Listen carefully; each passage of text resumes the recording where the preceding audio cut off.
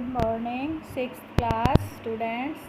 आज फिर मैं आपके सामने अपनी बसंत पाठ 10 का पेज नंबर 71 तक हमने रीड कर लिया था।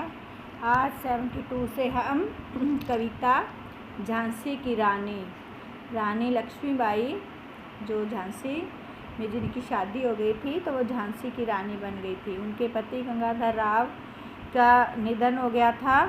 तो अब अंग्रेज़ों ने सोचा कि अब राज्य लावारिस हो गया है झांसी, तो लावारिस का वारिस बनकर कौन? डलहौजी, अंग्रेज़ों का गवर्नर डलहौजी वहाँ पर आया। तो मैं ये कविता आपको आगे समझा रही हूँ, इसलिए आप बहुत ही अच्छी कविता है ये झांसी की रानी। पढ़ते पढ़ते ऐसे जोश आ जाता है कि एक वीरांगना, वीर स्त्री को, वीर का स्त्रीलिंग शब्द है वीरांगना। पुरुष को वीर बोलते हैं ना, तो स्त्री को क्या बोलते हैं? वीरांगना। तो लक्ष्मीबाई कौन थी? वीरांगना, भारतीय नारी थी देश की। तो हम आगे पढ़ेंगे। अब मैं यहाँ से आपको पढ़ के बताती हूँ। अनुनय विनय नहीं सुनता है, विकट फिरंगी की माया। व्यापारी बन गया चाहता था जब यह भारत आया। डलहौजी ने पैर पसारे, अब तो पलट गई काया। राजाओं नवाबों को भी उसने पैरों ठुकराया। रानी दासी बनी यह दासी अब महारानी थी। बूंदे ले हर बोलों के मुँह हमने सुनी कहानी थी। खूब लड़ी मर्दानी वह तो झांसी वाली रानी थी। अब डलहौजी जब अनुनय विनय, पहले अंग्रेज कैसे आए थे हमारे भारत में? प्रार्थना करके, अनुनय विनय करके कि हमें अपने देश में क्या करने दो? व्यापार करने दो। जब ईस्ट इंडिया कंपनी लगाई थी ना, तो ये यहाँ पर व्यापार करने के लिए आए थे। विकट फिरंगी की माया, उन्होंने क्या किया? व्यापारी बन दया चाहता था, दया से दया मांगकर हमने उन पे दया कर दी। अब वो व्यापारी क्या चाहता था?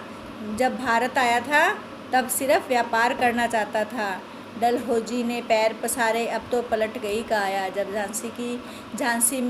झांसी के किले पर डलहौजी ने अपने अंग्रेज़ों का झंडा, इंग्लैंड का झंडा फहरा दिया और अब तो सारी काया मैंने सारा पासा ही पलट गया। वैसे काया मैंने शरीर होता है, परंतु यहाँ राज्य का शरीर यानी भारत को, भारत की काया कही है कि अब भारत गुलाम बन गया था। जो स्वतंत्र भारत था वो अब गुलाम बनना शुरू हो गया था। बिल्कुल बात ही बदल गई, काया पलट गई। राजाओं नवाबों को भी उसने पैरों ठुकराया। जो भारत के राजा लोग थे, नवाब थे बड़े बड़े, डलहौजी ने उनको अपने पैरों से ठुकराया, मतलब उनको अपना गुलाम बना लिया। रानी दासी बनी, रानी झांसी की रानी जो पहले रानी थी वो अब दासी बन गई। दासी अब महारानी थी, जो महारानी थी वो अब एक अंग्रेज़ों की दासी बन चुकी थी। बूंदेले हर बोलों के मुँह हमने सुनी कहानी थी। बुंदेलखंड की जो हर बोला जाती है, जो वीर गाथाएँ गाती हैं स्वतंत्र भारत के क्रांतिकारियों की, उन्होंने भी रानी झांसी बाई की वीर गाथा गाई। उसी से हमने सुना कि ये रानी लक्ष्मीबाई मर्दों की तरह है, मर्दानी। मर्द होते हैं इस पुरुष और स्त्री को कहते हैं मर्दानी। तो मर्दानी, मर्दों जैसी रानी झांसी की रानी खूब अंग्रेज़ों से लास्ट समय तक, अपने वीर गति प्राप्त करने तक लड़ती रही थी अपने राज्य को लेने के लिए। चीनी राजधानी दिल्ली की लिया लखनऊ बातों बात। कैद पेशवा था बिठूर में, हुआ नागपुर को भी घात। उदयपुर तंजौर सतारा, कर्नाटक की कौन बिसात। जबकि सिंध पंजाब ब्रह्मा पर अभी हुआ था वज्रपात। बंगाले मद्रास आदि की भी तो यही कहानी थी। बूंदेले हर बोलों के मुँह हमने सुनी कहानी थी। खूब लड़ी मर्दानी वह तो झांसी वाली रानी थी। आप इसको बुक से मैं इसको समझा देती हूँ आपको।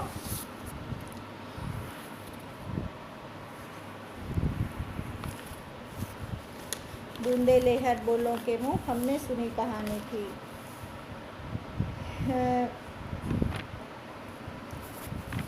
बातों बात मतलब आसानी से, बातों बात मतलब आसानी से। और घात मैंने प्रहार करना, आक्रमण करना। और कौन भी साथ मैंने क्या औकात। वज्र निपात मैंने करारी चोट। ब्रह्मा मैंने ब्रह्मा, देश का नाम ब्रह्मा व्यवहार।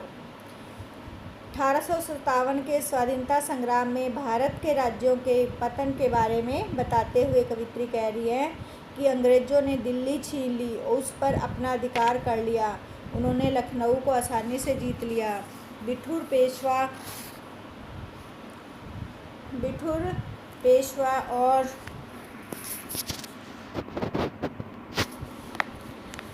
अधिकार कर लिया। उन्होंने लखनऊ को आसानी से जीत लिया था। बिठूर के पेशवा को कैद कर लिया था। नागपुर पर भी आक्रमण कर दिया था। उदयपुर, तंजौर, सतारा, कर्नाटक आदि की भी क्या औकात थी। उन्हें भी अंग्रेज़ों ने अपने जीत लिया था, कब्जे में कर लिया था। उधर सिंध, पंजाब और म्यांमार, बर्मा आदि का भी पतन हो गया। बंगाल, मद्रास आदि राज्यों की कहानी भी तो ऐसी ही है। वहाँ भी उन्होंने उसको भी जीत लिया। हमने बुंदेलों के मुँह से सुना है कि झांसी की रानी सबसे अलग वीरांगना थी। वह पुरुषों से भी अधिक वीरता से लड़ी। रानी रोई रनिवासों में, बेगम गम में थी बेजार। उनके गहने कपड़े बिकते थे कलकत्ते के बाजार। अखबार के सरे आम नीलाम छपाते थे अंग्रेज़ों के अखबार। नागपुर के जेवर ले लो, लखनऊ के ले लो नौलखा हार।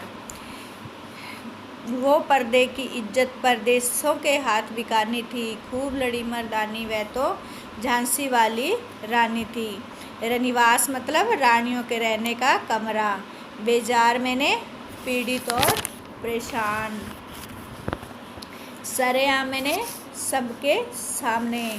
नीलाम मैंने बोली लगाकर बेचना। नौलखा मैंने बहुमूल्य। और बिकानी मतलब बिक्री होना या बिकना। झांसी के राजा की मृत्यु तथा अंग्रेज़ों के झांसी पर कब्जा कर लेने के कारण रानी अपनी रनिवास में दुखी थी और दूसरी रानियां तथा अन्य स्त्रियां भी दुख से परेशान थीं। उनके बहुमूल्य कपड़े और गहने कलकत्ता के बाज़ारों में बिक रहे थे। अंग्रेजी अखबार नीलामी की खबरें सबके बीच पहुंचा रहे थे। नागपुर के जेवर, गहने, लखनऊ के नौलखे हार सबकी नीलामी हो रही थी। ये गहने भी तो औरतों तथा रानियों की शोभा थे, पर्दे की इज्जत थे। वे दूसरों के हाथों से अंग्रेज़ों द्वारा बिक रहे थे। यह कहानी हमने बुंदेले हरबोलों के मुँह से सुनी थी कि झांसी की रानी लक्ष्मीबाई मर्दों के समान युद्ध लड़ी थी। कुटिया में थी विषम वेदना, महलों में आहत अपमान। वीर सैनिकों के मन में था अपने पुरखों का अभिमान। नाना धुंधुवत पेशवा जुटा रहा था सब सामान। बहन छबीली ने रणचंडी का भी कर दिया था आह्वान। हुआ यज्ञ प्रारंभ, उन्हें तो सोई ज्योति जगानी थी। बूंदेले हरबोलों के मुँह हमने सुनी कहानी थी। खूब लड़ी मर्दानी, वह तो झांसी वाली रानी थी। विषम मैंने कठिन, वेदना मैंने पीड़ा, तकलीफ, आहत मैंने घायल हो जाना, अपमान मैंने बेइज्जती, पुरखे मैंने पूर्वज, अभिमान गौरव बढ़ाना, बड़प्पन। और रणचंडी मैंने दुर्गा का एक रूप है। रण मैंने युद्ध होता है, युद्ध में जो दुर्गा माँ ने रूप लिया था उसे रणचंडी बोलते हैं। आह्वान मतलब बुलाना या पुकारना। और ज्योति मैंने प्रकाश पुंज। अंग्रेज़ों के शासन में एक और जहां गरीब कठिन मुसीबतों में दिन बिता रहे थे, वहीं दूसरी ओर महलों की इज्जत धूल में मिल रही थी। वीर सैनिकों और अंग्रेज़ों के सामने कमज़ोर भले ही थे, पर उनके मन में अपने पूर्वजों का गर्व कूट कूट कर भरा हुआ था। नाना धुंधुपत और पेशवा अंग्रेज़ों के विरुद्ध युद्ध करने के लिए आवश्यक सामान जुटा रहे थे। उधर छबीली यानी लक्ष्मीबाई के बचपन का नाम महल और राज्य की स्त्रियों में देवी दुर्गा के रणचंडी रूप को जागृत कर रही थी, अर्थात युद्ध का प्रशिक्षण देकर अपनी सेना में उनको शामिल कर रही थी। देखी देवी दुर्गा के आह्वान के लिए यज्ञ शुरू हुआ था, पर यज्ञ तो बहाना था। उन्हें तो अपनी खोई स्वतंत्रता को पुणे से याद दिलाने की ज्योति जगानी थी। यह कहानी हमने बुंदेले के हरबोलों के मुंह से सुनी है कि झांसी की रानी लक्ष्मीबाई अंग्रेज़ों के साथ युद्ध में पूरी वीरता से लड़ी थी। महलों ने दी आग, झोंपड़ी ने ज्वाला सुलगाई थी। यह स्वतंत्रता की चिंगारी अंतरतम में आई थी। झांसी चेती, दिल्ली चेती, लखनऊ लपटे छाई थी। मेरठ, कानपुर, पटना ने भारी धूम मचाई थी।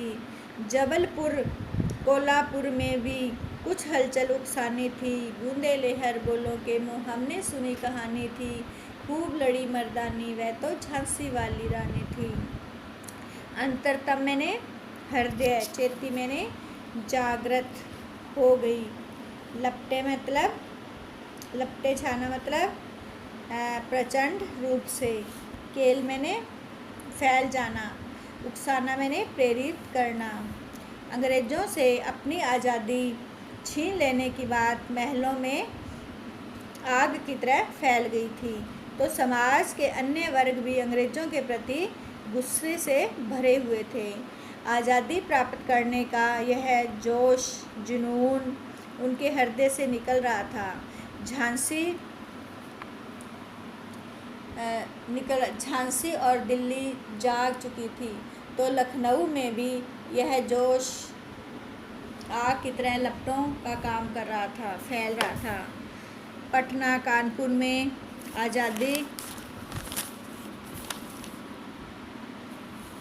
आज़ादी प्राप्त करने की बात सबके मन में आ गई थी। जबलपुर और कोल्हापुर के लोगों में यह बात धरनी थी, अर्थात उनसे प्रेरित करना था कि यह कहानी हमने हरबोलों के मुँह से सुनी हुई थी कि झांसी की रानी अंग्रेज़ों के खिलाफ मर्दों के समान लड़ी थी। इस स्वतंत्रता में कई वीरवर आए काम।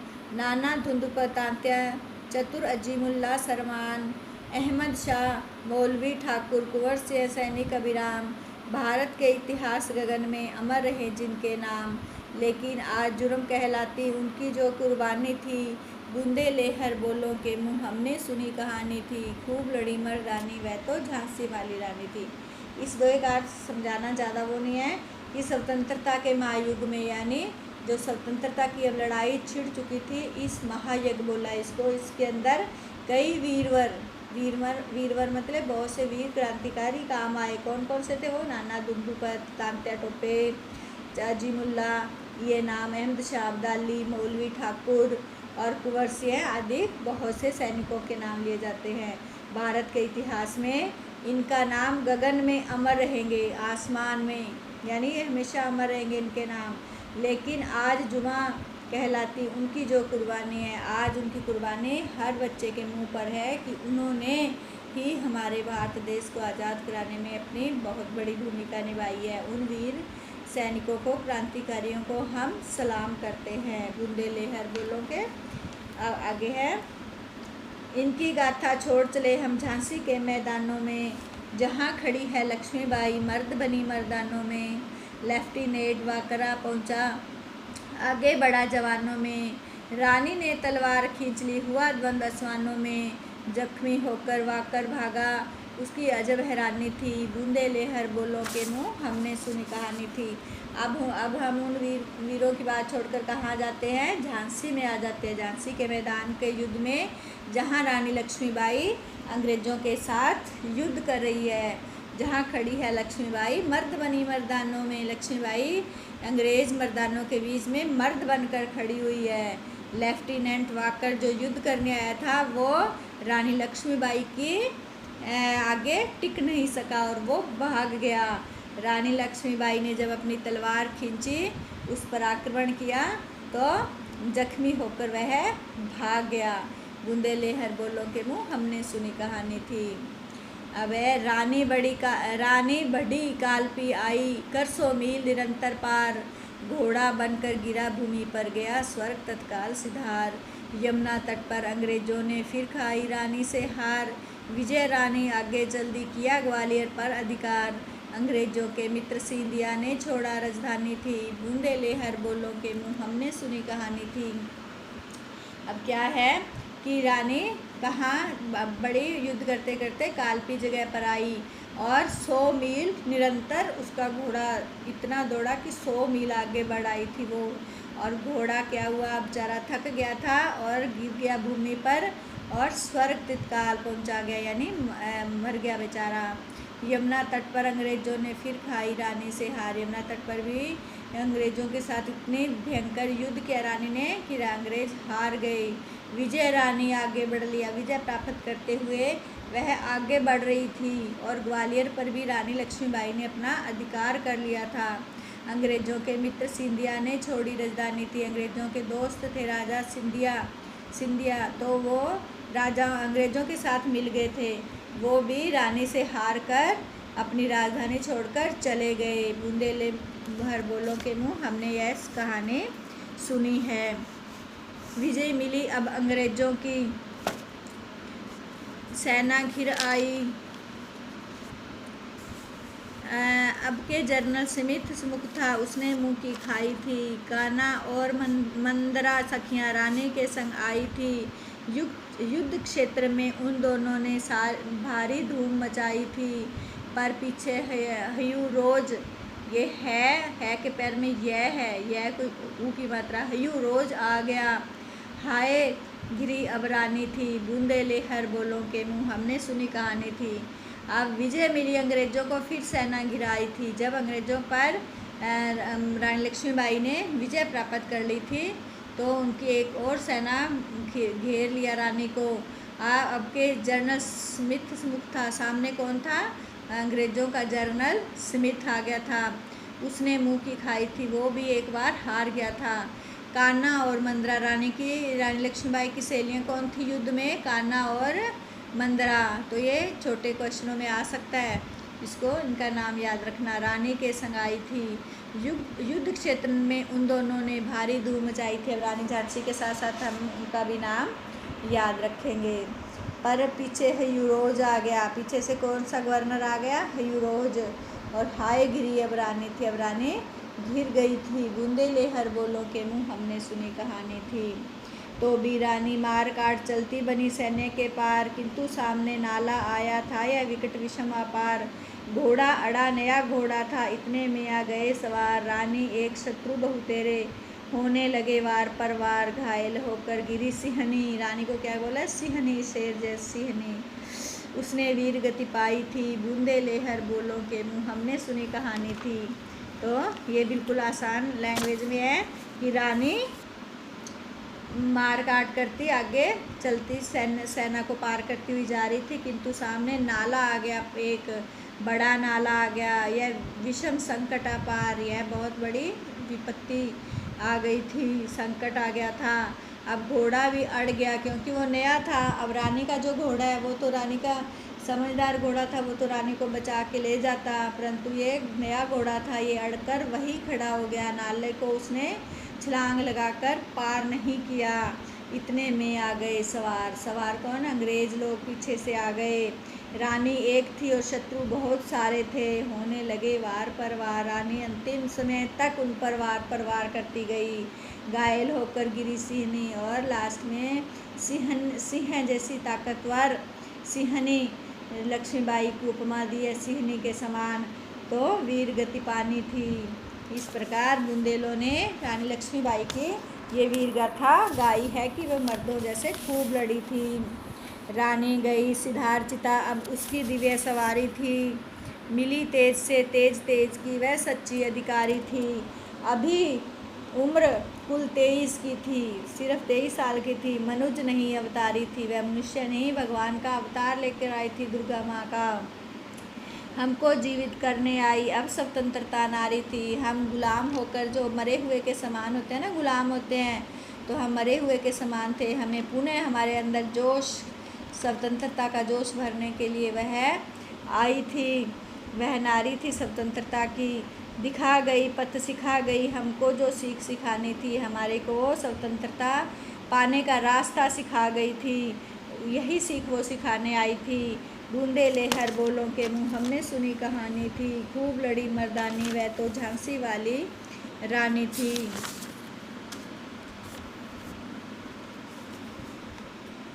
रानी गई सिधार चिता पर उसकी दिव्य सवारी थी। अच्छा, ये हो गया कि रानी स्वर्ग सिधार गई थी, अब चिता, उसकी चिता दिव्य सवारी तेज, जो दिव्य वीर लोग होते हैं ना उनकी सवारी भी दिव्य होती है। जब वो युद्ध कर रही थी उसमें उसकी उम्र कितनी, सिर्फ 23 साल की थी और हमारे को स्वतंत्रता का पाठ सिखा गई थी। अब लास्ट पैरा फटाफट, जाओ रानी याद रखेंगे हम कृतज्ञ भारतवासी। कृतज्ञ मने उपकार करना को याद रखने वाले। यह तेरा बलिदान जावेगा स्वतंत्रता अविनाशी, होवे चुप इतिहास लगे सच्चाई को चाहे फांसी, हो मदमाती विजय मिटा दे गोलों से चाहे झांसी, तेरा स्मारक तू ही होगी, तू ही है खुद अमिट निशानी, हमने सुनी बूंदे लेहर बोलों के मुँह हमने सुनी कहानी थी, खूब लड़ी मर्दानी वह तो झांसी वाली रानी थी। कृतज्ञ उपकार को याद रखने वाले, जो उपकार को याद रखते हैं, हमारी जो कोई भलाई करता है ना, हमारा जो अच्छा काम करता है तो हम हमेशा उसको याद रखते हैं, उसको धन्यवाद बोलते हैं, और जो नहीं याद रखता उसको कृतघ्न बोलते हैं। तो कृतज्ञ का विलोम शब्द है कृतघ्न।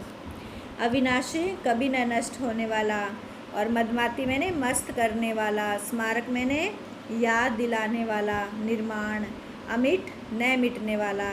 अंत में कवित्री कहती हैं कि हे रानी तुम तो स्वर्ग को जाओ, मगर हम सब कृतज्ञ भारतवासी तुम्हारा यह बलिदान याद रखेंगे, तुम्हारा यह बलिदान हम कभी न नष्ट होने वाली आज़ादी के प्रति सचेत करता रहेगा। इतिहास चाहे कुछ भी कहे न कहे, सच्चाई का गला घोट दिया जाए, अंग्रेज़ों द्वारा चाहे विजय प्राप्त कर ली जाए या झांसी को गोलों से नष्ट कर दे, पर भारतवासी यह बलिदान नहीं भूल पाएंगे। हे रानी तू अपना स्मारक स्वयं होगी, अर्थात तुम्हें याद रखने वाले स्मारकों की आवश्यकता नहीं है, तुम अपनी कभी न मिटने वाली निशानी हो। यह कहानी हमने बुंदेलखंडों के हर बोलों के मुंह से सुनी है। झांसी की रानी युद्ध में मर्दों के समान अत्यंत वीरता से लड़ी थी। ये हमारी कहानी है। अब इसके क्वेश्चन आंसर। किंतु काल गति चुपके चुपके काली घटा घेर लाई, इस पंक्ति में किस घटना की ओर संकेत किया गया है?